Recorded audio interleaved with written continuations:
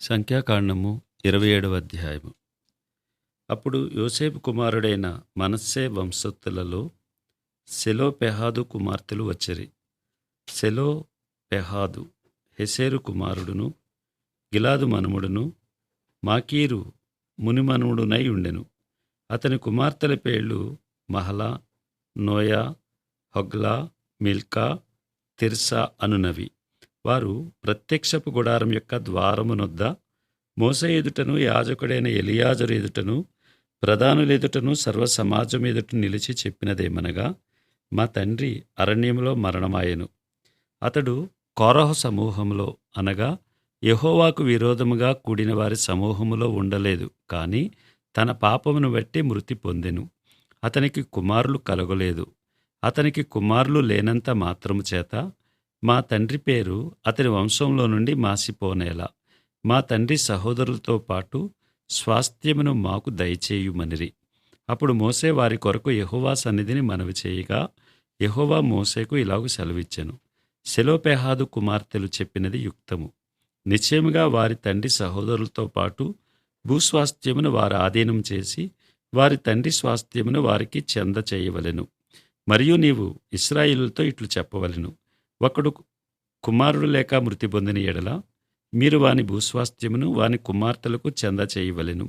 వానికి కుమార్తె లేని ఎడల వాని అన్నదమ్ములకు వాని స్వాస్థ్యము ఇయ్యవలెను. వానికి అన్నదమ్ములు లేని ఎడల వాని భూస్వాస్థ్యమును వాని తండ్రి అన్నదమ్ములకు ఇయ్యవలెను. వాని తండ్రికి అన్నదమ్ములు లేని ఎడల వాని కుటుంబంలో వానికి సమీపమైన జ్ఞాతికి వాని స్వాస్థ్యం ఇయ్యవలెను. వాడు దాని స్వాధీనపరచుకొనును. యెహోవా మోసేకు ఆజ్ఞాపించినట్లు ఇది ఇశ్రాయేలీయులకు విధింపబడిన కట్టడ.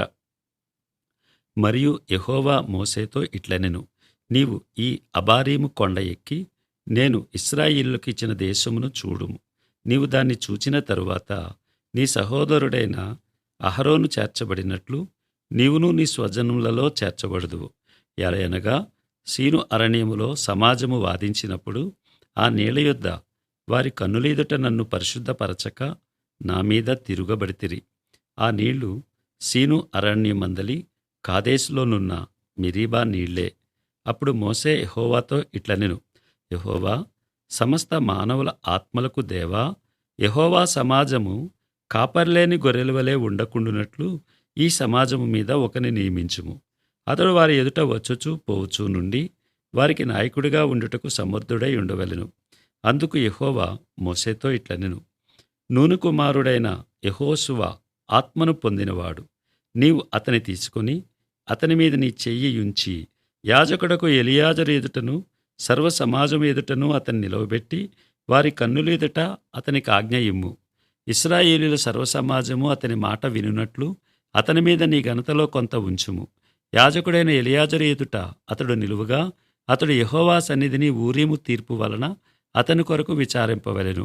అతడును అతనితో కూడా ఇశ్రాయేలులందరూ అనగా సర్వసమాజము అతని మాట చొప్పున తమ సమస్త కార్యములను జరుపుచుండవలెను. యెహోవా మోసేకు ఆజ్ఞాపించినట్లు అతడు చేసెను. అతడు యెహోషువను తీసుకుని యాజకుడైన ఎలియాజరు ఎదుటను సర్వ సమాజము ఎదుటను అతన్ని నిలవబెట్టి అతని మీద తన చేతులుంచి యెహోవా మోసే ద్వారా ఆజ్ఞాపించినట్లు అతనికి ఆజ్ఞ ఇచ్చాను. సంఖ్యాకాండము 28వ అధ్యాయము.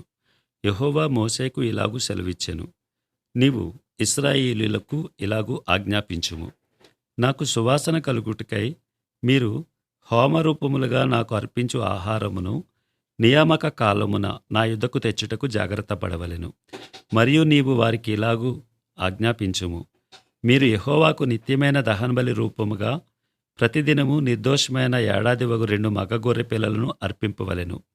వాటిలో ఒక గొర్రెపిల్లను ఉదయమందు అర్పించి సాయంకాలమందు రెండవ దానిని అర్పింపవలెను. దంచి తీసిన 3 పళ్లలోనిది పావు నూనెతో కలపబడిన తూమిడి పిండిలో 10వ వంతు నైవేద్యము చేయవలెను. అది యెహోవాకు ఇంపైన సువాసన గల హోమముగా సీనాయి కొండ మీద నియమింపబడిన నిత్యమైన దహనబలి. ఆ మొదటి గొర్రె పిల్లతో అర్పింపవలసిన పానార్పణము 30 పరిశుద్ధ స్థలములో మద్యమును యెహోవాకు పానార్పణముగా పోయింపవలెను. ఉదయ నైవేద్యమును దాని పానార్పణమును అర్పించినట్లు యెహోవాకు ఇంపైన సువాసన గల హోమముగా ఆ రెండవ గొర్రెపిల్లను సాయంకాలమందు అర్పింపవలెను. విశ్రాంతి దినమున నిర్దోషమైన ఏడాదివగు 2 గొర్రెపిల్లలను నైవేద్య రూపముగాను దాని పానార్పణముగాను నూనెతో కలపబడిన తూమిడి పిండిలో 2/10 వంతులను అర్పింపవలెను. నిత్యమైన దహనబలియు దాని పానార్పణమును గాక ఇది ప్రతి విశ్రాంతి దినమున చేయవలసిన దహనబలి. నెలకు మొదటి దినమున యెహోవాకు దహనబలి అర్పింపవలెను. 2 కోడెదూడలను 1 పొట్టేలును నిర్దోషమైన ఏడాదివగు 7 గొర్రెపిల్లలను వాటిలో ప్రతి కోడెదూడతోనూ నూనెతో కలపబడిన తూమిడి పిండిలో 3/10 వంతులను నైవేద్యముగాను ఒక్కొక్క పొట్టేలుతోనూ నూనెతో కలపబడి తూమిడి పిండిలో 2/10 వంతులను నైవేద్యముగాను ఒక్కొక్క గొర్రెపిల్లతో నూనెతో కలపబడిన తూమిడి పిండిలోనొక 10 వంతును నైవేద్యముగాను చేయవలెను. అది యెహోవాకు ఇంపైన సువాసన గల దహనబలి. వాటి పానార్పణములు ఒక్కొక్క కోడెతో 10:30 ద్రాక్షారసమును పొట్టేలుతో 10 గొర్రెపిల్లతో 30 ఉండవలెను. ఇది సంవత్సరములో మాసమాసమునకు జరగవలసిన దహనబలి. నిత్యమైన దహనబలియు దాని పానార్పణమును గాక 1 మేకపిల్లను పాపపరిహారార్థ బలిగా యెహోవాకు అర్పింపవలెను. మొదటి నెల 14వ దినమున యెహోవాకు పస్కా పండుగ. ఆ నెల 15వ దినము పండుగ జరుగును. 7 దినములు పొంగని భక్ష్యములనే తినవలెను. మొదటి దినమున పరిశుద్ధ సంఘము కూడుకొనవలెను. అందులో మీరు జీవనోపాధి అయిన పనులేమీ చేయకూడదు. అయితే యెహోవాకు దహనబలిగా మీరు 2 కోడెదూడలను 1 పొట్టేలును ఏడాదివగు 7 మగ గొర్రెపిల్లలను అర్పింపవలెను. అవి మీకు కలిగిన వాటిలో నిర్దోషమైనవై ఉండవలెను. వాటి నైవేద్యము నూనెతో కలపబడిన గోధుమల పిండి. ఒక్కొక్క కోడెతో తూములో 3/10 వంతులను పొట్టేలుతో 2/10 వంతులను ఆ 7 గొర్రెపిల్లలో ఒక్కొక్క గొర్రెపిల్లతో ఒక్కొక్క 10 వంతును మీరు ప్రాయశ్చిత్తము కలుగుటికై పాపపరిహారార్థ బలిగా 1 మేకను అర్పింపవలెను. ఉదయమున మీరు అర్పించు నిత్యమైన దహనబలి గాక వీటిని మీరు అర్పింపవలెను. అట్లే ఆ 7 దినములలో ప్రతిదినము యెహోవాకు ఇంపైన సువాసన గల హోమద్రవ్యమును ఆహారముగా అర్పించవలెను.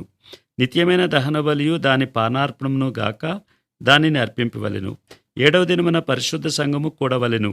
ఆ దినమున మీరు జీవనోపాధి అయిన పనులేమీ చేయకూడదు.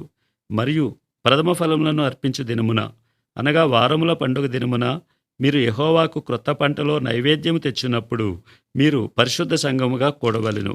నాడు మీరు జీవనోపాధి అయిన పనులేమీ చేయకూడదు. యెహోవాకు ఇంపైన సువాసన గల దహనబలిగా మీరు 2 కోడెదూడలను 1 పొట్టేలును ఏడాదివైన 7 మగ గొర్రె పిల్లలను వాటికి నైవేద్యముగా ప్రతి కోడెదూడతోనూ నూనెతో కలపబడిన తూమిడి పిండిలో 3/10 వంతులను ప్రతి పొట్టేలతో 2/10 వంతులను ఆ 7 గొర్రె పిల్లలో ఒక్కొక్క పిల్లతో ఒక్కొక్క 10 వంతును మీ నిమిత్తము ప్రాయశ్చిత్తం చేయబడుటకై 1 మేకపిల్లను అర్పింపవలెను. నిత్యమైన దహనబలియు దాని నైవేద్యమును గాక వాటి పానార్పణములను అర్పింపవలెను. అవి నిర్దోషములుగా నుండవలెను.